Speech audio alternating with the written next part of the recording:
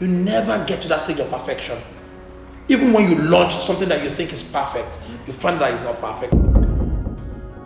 So when I talk about people going scrappy, what I mean is a lot of times when people start to work on stuff like ideas or innovation, they want it to be perfect before they go to market.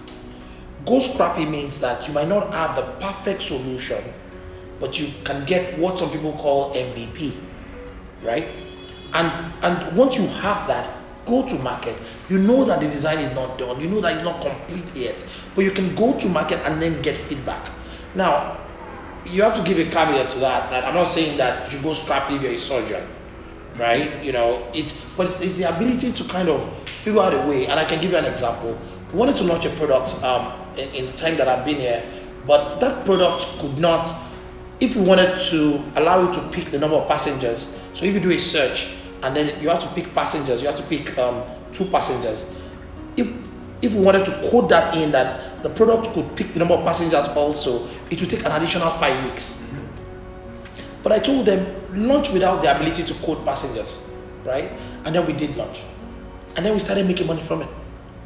It was pure incremental money, even though we knew that the product was not done. And our ability to just go to market first, right? And start learning from it. Because sometimes, you know, in a lot of my videos, I talk about the fact that the referendum of sale comes from the customer.